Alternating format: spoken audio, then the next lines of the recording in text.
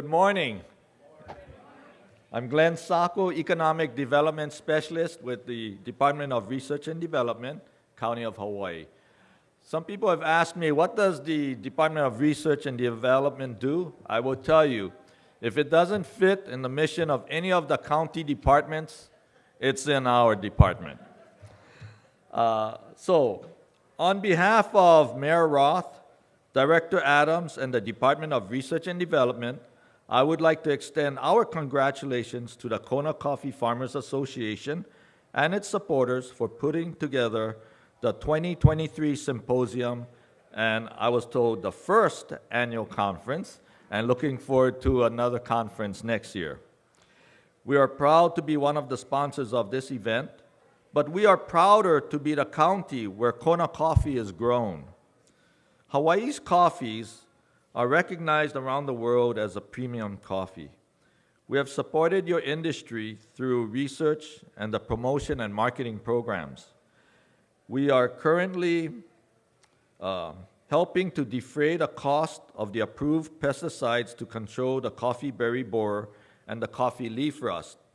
Your receipts are prepared by Melanie Bandera, and she sends them to the Department of Research and Development.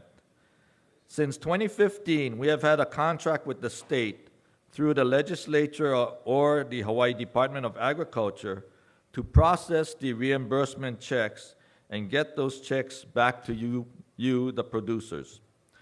When we complete the disbursement of all the allocated funds, we will have distributed $1,010,000. Congratulations on this wonderful conference. We look forward to working with you on future projects, and I just wanted to touch on a couple of projects that are either being planned right now or in the process of being reviewed by my department for funding.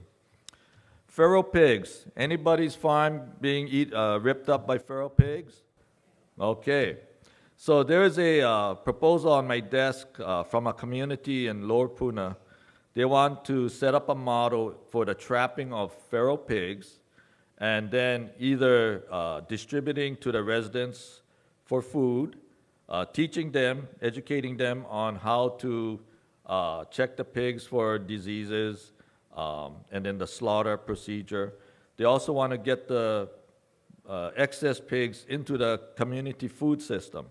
We are currently working with the slaughterhouse on that to see how we can make sure we have safe food entering the food system and yet utilizing an invasive species that everybody's complaining about. Okay. The other thing is ag theft. Anybody get ripped off on your coffee cherries or other fruits? Sure enough. Okay, the DL22 movement certificate, kind of a hassle. You gotta have 2 pages, one for the officer in case you're stopped, and one for your records. I have a meeting with the Prosecutor Walchin, who has expressed a desire to help reduce ag theft in this county. We can't get video cameras to everybody, but we'll be working on digitizing the movement certificate so that you can use your smartphone to submit it to the community officer in case you have to prove, where your products are from. And it will also allow us to have a record as to the local produce that is being sold here. One of the things, the civil defense, they need to know how much food we have in case the barges or the airplanes stop coming into Hawaii. And we don't have that information. And this is one way we can kind of get a little glimpse of what is available. So these are 2 exciting projects. I hope maybe next year I'll have more information to share with you and maybe even a beta copy of this app to try out. So thank you very much. Oh, can I take a question? Yes.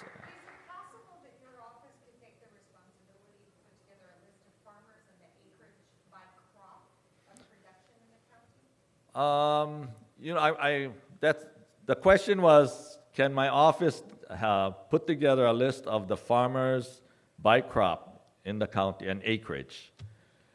that is a very daunting task. Honestly, I am one guy for agriculture. I'll talk to my director. We have been very supportive of expanding our role. As I know Franny had talked about, showing that data from the survey that actually we had done for our Build Back Better grant award, in which SHAC was also involved with. And from that, the county is funding 2 half-time positions for extension agents for this island. CTAR will fund the other part, so there'll be 2 more full-time agents. I will also see what we can do in terms of the survey or surveying to get that kind of data. I know they do collect some data from the state, but we'll have to see what else we can get that's more specific. Ken? Yeah, what happened to, because I know they were funded, but the officers that were dedicated to ag theft issues. Like Okay, and right. other guys, and then all of a sudden they were canned right after the change in office. Yes, my understanding was there was a grant, because it was grant funded from the state, and then I know Maui wanted part of that funds for their own community officer, and then that was the last I heard. It kind of was split, and I didn't hear anything else beyond that. Those guys are doing a good job. I mean, island-wide in terms of curtailing the ag theft. Right. Well, thank you for your questions. Thank you very much. And if you haven't already applied for the CBB and CLR subsidy, there is a form in your swag bag. As Glenn mentioned, the county has a big role in that, as well as the Department of Ag. So, can you hear me? Okay, I'm getting the wave from the back. I'm going to move this up anyway because our next guest is even taller than I am. I am very pleased to welcome to the podium Ralph Gaston. He is the board secretary for Synergistic Hawaii Agriculture Council. Full disclosure, I am the administrator of that program, so he and I interact a lot. He is first and foremost a ka'u coffee farmer for Isla Custom Coffees and Rusty's Hawaiian. And he has a lot of expertise, not only in exporting coffee, coffee quality, and focusing on the things that SHAC does really well. But I'm going to let him explain that all to you. So welcome, Ralph.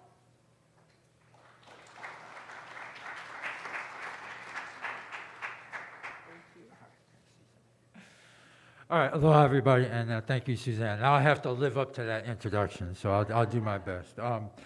As she said, my name is Ralph Gaston. I'm here to introduce SHAC to the KCFA and really to the Hawaii coffee industry. I don't know how much you know about SHAC. We've kind of worked quietly in the background for a little while, but I'm hoping at the end of this presentation that you'll get to see how SHAC is helping the industry in a lot of different ways. And now we're going to test this out. Wrong.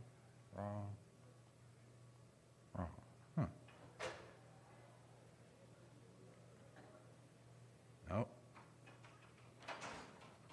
Not sure. If you guys want to do it manually, you can, I guess. Yeah. Okay. All right. Well, let's go back one. No. There we go. Okay. We're good now. So, what is SHAC? SHAC stands for the Synergistic Hawaii Agriculture Council. It was founded in 2012, and the mission was to unite the members' resources and support the growth of Hawaii agriculture, also to remove economic barriers, expand markets, and promote trade for the producers. So who are the entities that are part of SHAC? I have a heavy thumb here. There are 4 groups in SHAC right now. The HCA represents the Hawaii coffee industry, the Hawaii Coffee Association. You have HEFNA, Hawaii Floriculture and Nursery Association, the Hawaii Papaya Industry Association, and our 4th and newest member, the Hawaii Macadamia Nut Association. So those are the 4 members of SHAC. And here's a little bit of what we do in photos. The benefits of working as a group with everyone, with the other commodities, is that we can apply for bigger marketing grants. We have our unified export strategy. We have our market access program funding, which is the marketing grant we use for some of the shows you see here. And what happens is we can share expertise, we can share resources. If we figure something out about how to get funding or how to promote something at a show that's in the U.S., like the SCA Expo, that can help the floriculture guys who have a show in Las Vegas, which also attracts international people. So that ability to work together helps with co-promotions, and it helps each commodity grow. Some of the other things that we do, and this is some pictures from the shows we've done. First, the SCA Expo in Boston. We're doing Hawaii coffee cuppings and tastings at that show on the U.S. mainland. This year, that show is in Portland. We also have our export strategy, which is focused on Taiwan, China, and Hong Kong. And of those three regions, the Taiwan region is the one that shows the most promise. We've had a lot of good response from the reverse trade mission that came to Kona this past year. As any of you know who've done work on,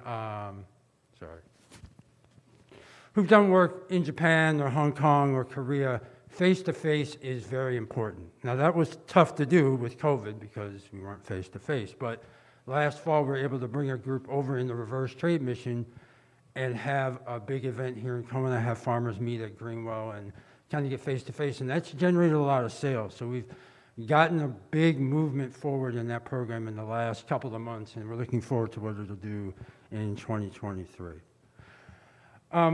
Other things that the Hawaii industry is doing, obviously we have a good reputation with the SCA, as I mentioned, but we're also producing generic print, photography, and video assets to promote the Hawaii coffee industry.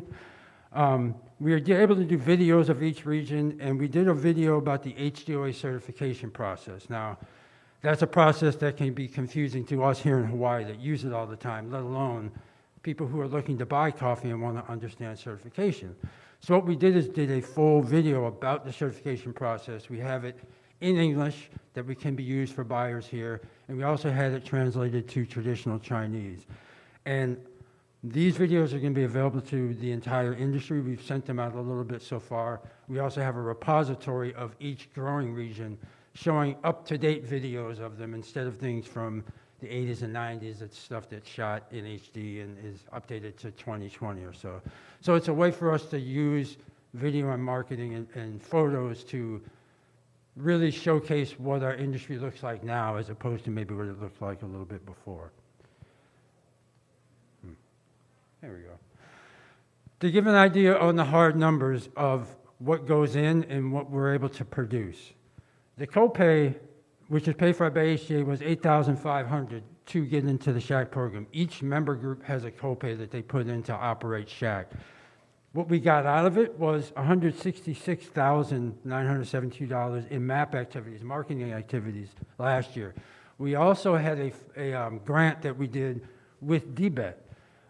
That was the reverse trade mission we did. That was joint with DBET. There was an additional $35,000 grant. So for that copay of $8,500, we got over $200,000 of activity that SHAC was able to bring to promote Hawaii coffee out to Taiwan and some to Hong Kong and China. But, you know, SHAC has done a lot more than that. Here's some more photos from the Taiwan Coffee Show, and what we were saying earlier is it's producing sales already. The first picture was a picture from the Taiwan Expo on the right where they were promoting an individual Hawaii coffee. That was a separate booth, not the Hawaii coffee booth, but they were featuring the farmer there who Doug McKenna won first place in the HCA competition. And the very next month, there were orders for 6 or 7 smaller farms here in Hawaii. A lot of the producers we work with in Taiwan are the roasters, the cafes. They're looking for that kind of individual connection. So it's not just people looking for containers full of coffee or 5 pallets of coffee. There are people who want to have a connection with a small farm, know who they're working with, and maybe buy 500 pounds a year and feature that farm. So it's something we're very proud of because it can fit for any kind of seller. If you have 5 acres and you just want to have a connection in addition to a little bit of roasted coffee, we have buyers who are interested. And they're actually still reaching out to me now, and that's part of what we're doing in the future is getting a full list so we can coordinate who's interested in selling with who's interested in purchasing. So that's a lot about what Shaq is doing on the marketing side. And I talk a lot about that because that's where I do most of my work. But Shaq is really so much more than just the marketing. It's really a key right now to guiding Hawaii's coffee industry through what we all would say are very challenging times. Right now, here's a snapshot of the Hawaii coffee industry, and this is from pretty much mid-2022. It's about $150 million in the roasted valuation, almost 1,500 growers spread across the islands. We focus on the specialty market, and of course, Kona is a key brand, remains so here in Hawaii. And we're all facing this huge crisis with coffee leaf rust. Coffee berry borer was very difficult to deal with, still is. Coffee leaf rust is on top of it. So what is Shaq trying to do to help? A lot. Shaq's doing a lot. And when I say Shaq, in this part I mean Suzanne. She's not going to give herself credit, but I will give her credit. She's done a lot here. We have a multi-state effort here going for the SCRI grant. It includes Hawaii. It also includes Puerto Rico because it's a U.S. territory. And our working group includes a whole lot of different areas. We have Purdue University, we have the UH, the ARS is in this, and Shaq as well. It's a consortium that's gotten together to get a 4-year, $6.07 million grant that runs through December 2025. And Shaq was integral to obtaining the funding and coordination for this program and some oversight responsibilities. We're very proud of the fact that Shaq's been able to use this money and use our leverage to help other groups here in Hawaii. We all work with CTAR a great deal. What they do with the extension service is important to us all. Well, part of this grant brought $550,000 for the CTAR extension program so that they could come up with programs for sprays and collaborate. And Shaq has been integral not only to getting that money, but trying to continue to make sure it's working and is implemented well. What's in the SCRI grant? Well, here's a nice list that kind of explains that. You have the field trials of rust-resistant varietals. You have clonal propagation of varieties. We have root knot nematode testing. Nematodes have always, of course, been a problem, not just for coffee, but for floriculture and other commodities as well. We have monitoring on non-resistant farms, field health programs, field management programs, and pathogen and host characterization. So it's a very comprehensive look at what our industry needs to do to get through this challenge with coffee leaf rust that's hit us all. And we're not done. There's a lot there to do, of course, but we're doing even more. There's more help on the way. What's been very helpful for Shaq in marketing and in working on in the SCRI grant is the connections that we're able to make. When we went to Taiwan this year, we did work with the Agricultural Trade Office. And so the ATOs have offices all around the world promoting exports. Well, our work with them was so successful that this year, in 2023, when the Hawaii booth is in Taiwan, they're connected with the World Coffee Championships. And they're looking at maybe getting a joint, a collaborative effort to promote Hawaii coffee as American coffee at the World Coffee Championships in Taiwan. You see the same thing happening on the legislative side. Shaq is in connection with the World Coffee Research and with the NCA, the National Coffee Association, aiming for USDA funding and support for the coffee industry. And that's a pretty big deal. What it means is that we can maybe get access to getting things that we're interested in on the 2023 Farm Bill, which is going to be coming up this summer. And that's not only, sorry, I lost my space there. That's not only money for coffee research, but it's money for pest protection. It's the kind of funding that we sorely needed, but it's very difficult for the industry on its own to get, and even the state of Hawaii to get. And we're making good progress, not only putting that forward, but getting it forward to the right people. It's really a key that our new U.S. Representative Jill Takuda is on the Ag Committee in the House, which means she gets to be part of the Farm Bill being crafted. We also have entreaties into the U.S. Senate. Someone that understands now the plight of Hawaii coffee is the Georgia Senator Raphael Warnock. And it's because of the collaborative efforts we have with WCR and NCA that we've been able to get the story of Hawaii coffee in front of Senator Warnock, and now you have an ally in the House and in the Senate. These are the kind of things that we're trying to do here with Shaq. We have a lot more going on the way. I'm going to stop rambling and take as many questions as I can, but I did want to end it by introducing you to everyone else who's part of the Shaq team. Other than myself, Madeline Longoria Garcia, she is my fellow board member from the Coffee Association. She's also, of course, outside serving great coffees and giving information for Pacific Coast Research. Joan Ober, who is our Shaq grant writer, she was ill today and could not make it, so apologies there. And, of course, our administrator, Suzanne Schreiner. So that's a pretty brief overview of Shaq. I'm happy to take any questions, and thank you for having me here today.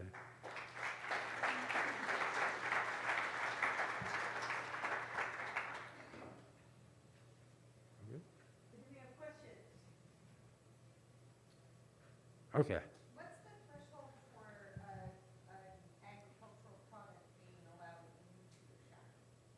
Can you repeat it? Okay, you asked for the threshold for an agricultural product to be let into the state of Hawaii or into? No, into your I see, to become a member. core industries you're dealing with. Yeah. How does another ag industry qualify to get under your umbrella? All right, I'll start this answer, and I'm sure Suzanne's going to have a little bit more to say. I know that one of the initial things that we're looking at is, are these companies looking to export? Because part of the money we get is the market access program, and that's specifically focused on U.S. exports. I think as Shaq broadens, that may change a little bit, but I think we're looking for commodities that are looking to grow and have a collaborative spirit about uplifting Hawaii agriculture as a whole. I mean, I think we've done a good job of trying to work together and help each other out and give ourselves a collective ability to work in the state and federally, which I don't know what's happening in the past. Did I leave anything out? Okay. She says it's good, so it's good. Does that make sense, or? You didn't really answer my question. How does another industry apply to become part of your organization? From the first thing they'd have to do is reach out. I think part of the issue is kind of reversed. I don't think industries know about us. So part of what we're doing right now is saying, here we are, and this is what we do. And that may inspire a little bit more interest. Is that, all right. Second time worked. Thanks. Anything else, folks? Sir? I was curious, you're promoting this Taiwan and small coffee farmer. Small coffee farmer has an issue with production of livestock.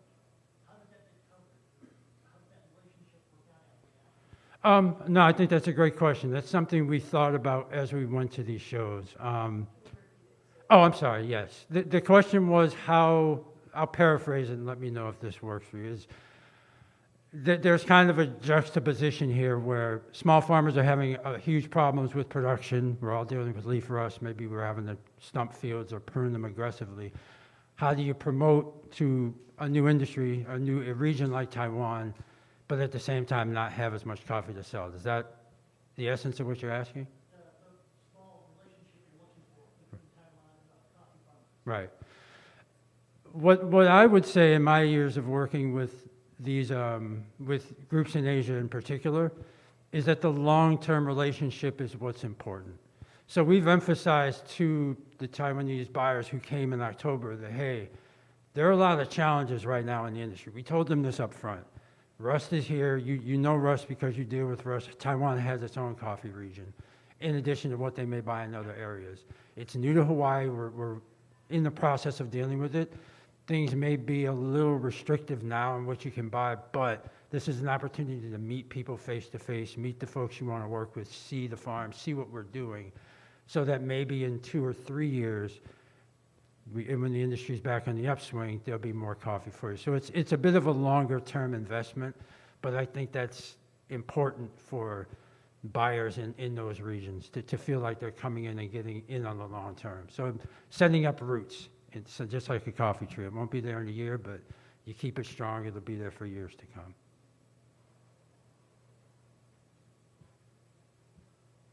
Anything else? Sir?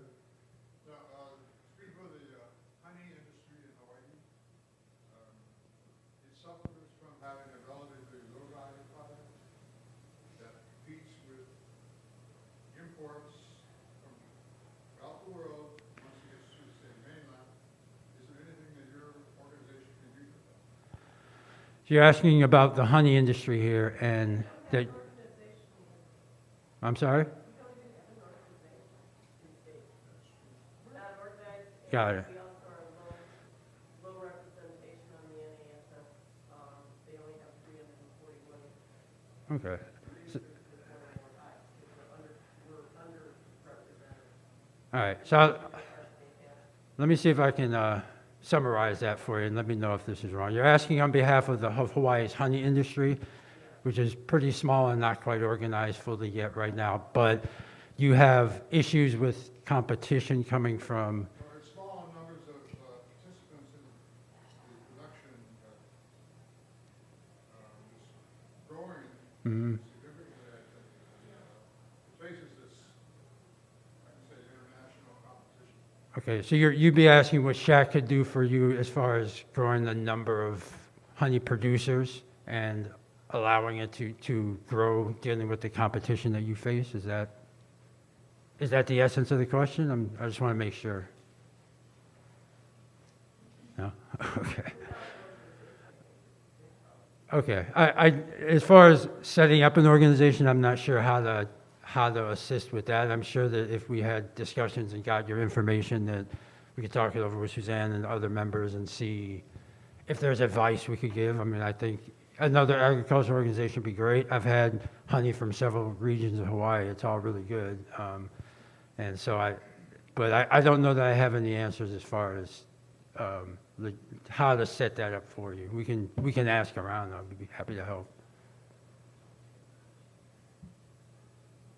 So, okay. Well, thank you again, everybody, for having me.